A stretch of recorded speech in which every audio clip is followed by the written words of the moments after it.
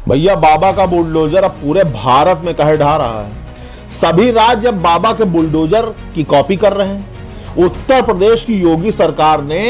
अवैध अतिक्रमणकर्ताओं के खिलाफ ऐसा अभियान चलाया, दे धड़ाधड़ धड़ाधड़ बिल्डिंग तोड़ी, मकान तोड़ा, दुकानें तोड़ी, फुटपाथ से लोगों को हटाकर फेंक दिया कि पूरा भारत अब उसकी कॉपी कर रहा है। नोएडा गुड़गांव तक लोग बुलडोजर जेसीबी लेकर के अधिकारी घूम रहे हैं और लोगों के दुकान मकान ऐसे ढाए जा रहे हैं। इस समय शहरों में अवैध अतिक्रमण पे अवैध निर्माणों पर ऐसी बड़ी कार्रवाई देखने को मिल रही है, ऐसे बुलडोजर चल रहे हैं कि लोग हाय हाय तौबा तौबा चिल्लाकर मरे जा रहे हैं, लेकिन लोग अपने निर्माणों को बचा नहीं पा रहे हैं। आज सबसे ज्यादा जरूरी लोगों के लिए हो गया है कि किस तरीके से अपनी बिल्डिंग को बचाएं, अपनी मेहनत की कमाई से बनाई हुई संपत्ति की वो रक्षा करें। सबसे बड़ा सवाल यह है कि अगर किसी व्यक्ति के मकान पर तोड़फोड़ की कार्रवाई होने वाली है तो उसके पास ऐसे कौन से कानूनी अधिकार और उपचार हैं, ऐसे कौन सी रेमेडीज हैं जिससे वो अपनी मेहनत की कमाई को, अपनी मेहनत की बिल्डिंग को, अपने घर को बचा पाएगा।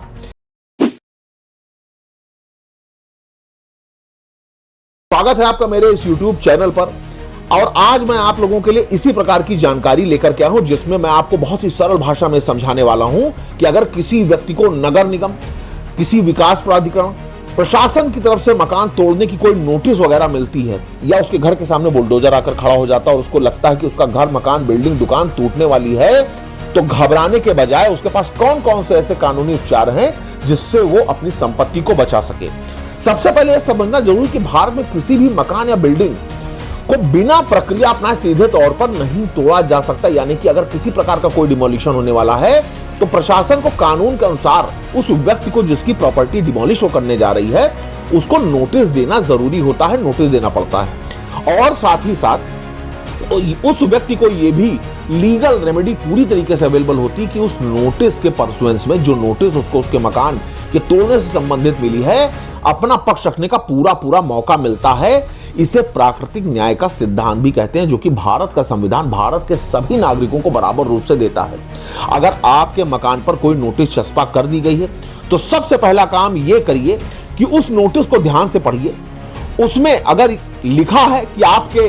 निर्माण को अवैध माना गया है तो उसका कारण भी दिया गया होगा कि क्यों अवैध माना गया है, किस कानूनी कार्यवाही के तहत, किस कानूनी प्रक्रिया के तहत आपके मकान के डिमोलिशन की कार्यवाही हो रही है, ये भी उसके ऊपर साफ साफ लिखा होगा। सेक्शन लिखा होगा, आर्टिकल लिखा होगा, नियम लिखा होगा कि कौन से नियम के तहत आपके मकान का डिमोलिशन होने जा रहा है और जवाब देने के लिए आपको कितना समय दिया गया है, ये भी साथ ही साथ उस नोटिस में निश्चित रूप से लिखा होता है। कई लोग उस नोटिस को बहुत ही हल्के में ले लेते हैं, इग्नोर कर देते हैं, जिसका परिणाम ये होता है कि केवल और केवल कुछ ही दिनों बाद उस नोटिस के चस्पा होने के उनके मकान के सामने जेसीबी, बुलडोजर आकर खड़ा हो जाता है। फिर वो हाथ जोड़कर रोते चिल्लाते रह जाते हैं, लेकिन जब एक बार बुलडोजर आकर खड़ा हो गया तो बिना डिमोलिश किए वो वहां से नहीं जाता। दूसरा महत्वपूर्ण कदम यह है कि अपने मकान से जुड़े हुए सभी दस्तावेज तुरंत आप इकट्ठा करके रख लीजिए। अगर किसी प्रकार की नोटिस आपको मिली है, आपको लग रहा है कि आपके मकान का डिमोलिशन होने वाला है, वो किसी प्रकार से अवैध है और उसको तोड़ा जा सकता है, जैसे कि उस मकान की रजिस्ट्री हो गई, नक्शा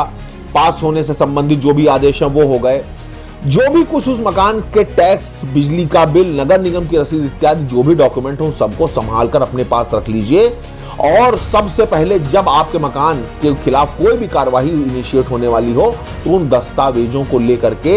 उस नोटिस के फर्दरेंस में संबंधित विभाग को जाकर के वो सारे दस्तावेज प्रोड्यूस करिए और बताइए कि सर हमारा मकान पूरी तरीके से लीगल है, बहुत ही पुराना निर्माण है, लंबे समय से निर्माण है और इस निर्माण को किसी भी तरीके से तोड़ा जाना वैध नहीं है। तीसरी बात, अगर आपको लगता है कि शासन गलत कार्यवाही कर रहा है या आपको पर्याप्त समय नहीं दे रहा तो आप संबंधित विभाग में लिखित शिकायत दाखिल करने के बाद अपना पक्ष कोर्ट में रख सकते हैं। यानी कि सबसे पहले प्राइमा फेसाई आपको उस संबंधित विभाग में लिखा पढ़ी करनी होगी, कार्यवाही करनी होगी जहां से आपके उस मकान के ध्वस्तीकरण का आदेश पारित हो रहा है। उसके बाद आपको वो सारी रसीद, वो एप्लीकेशन, वो लिखित कागज जो आपने उस विभाग में, उस अदालत में जाने से पहले दिया है, उससे संबंधित सभी दस्तावेजों को लेकर के आपको माननीय न्यायालय की शरण लेना अनिवार्य है। आप अपने मामले को सीधे हाईकोर्ट में भी ले जा सकते हैं जिस भी स्टेट में आप रहते हैं। बिना सुनवाई के अगर किसी प्रकार की कोई कार्यवाही आपके खिलाफ की जा रही है तो पूरे मामले की निष्पक्ष जांच कराते हुए निश्चित रूप से आपको कोर्ट से ये 100% आपको वहां से पूरा रेमेडी मिलेगा कि आपके मकान का ध्वस्तीकरण एक पक्षीय रूप से नहीं हो सकेगा। अगर आपका निर्माण पूरी तरह अवैध है, ये सबसे महत्वपूर्ण है। अगर आपको पता है कि आपका निर्माण पूरी तरीके से अवैध है और कोई अनुमति नहीं ली गई है, तब अदालत से स्थायी राहत मिलना आपके लिए मुश्किल हो सकता है। लेकिन अगर प्रशासन ने प्रक्रिया का पालन नहीं किया है या नोटिस सही तरीके से नहीं दिया है, ये ध्यान रखना जरूरी है। आप भले ही गलत हो, लेकिन अगर प्रशासन ने उसके बावजूद लीगल फेनोमेना अपनाए बिना, यानी कि लीगल तरीके से कार्यवाही किए बिना सीधे आकर के आपके मकान को तोड़ने का प्रयास किया है, तो भी आप न्यायालय में जाकर इस बात को रख सकते हैं कि साहब मेरा मकान वैध है या अवैध है, वो एक अलग की बात है। मेरी बिल्डिंग वैध है या अवैध है, अलग की बात है। लेकिन बिना लीगल प्रक्रिया को अपनाए कोई भी विभाग आपके मकान, बिल्डिंग, दुकान या किसी भी चीज का, आपके परिसर का कोई डिमोलिशन नहीं कर सकता। तो कुल मिलाकर के ये बहुत ही ज्यादा इंफॉर्मेशन जरूरी थी आप सभी लोगों के लिए, क्योंकि इस वक्त पूरे भारत में इस तरीके की प्रक्रिया बहुत तेजी से अपनाई जा रही है, जिससे लोग काफी ज्यादा आहत हैं, परेशान हैं। इसी प्रकार की और जानकारियां प्राप्त करने के लिए हमारे चैनल से जुड़ें, हमारे चैनल को लाइक करें, सब्सक्राइब करें। धन्यवाद।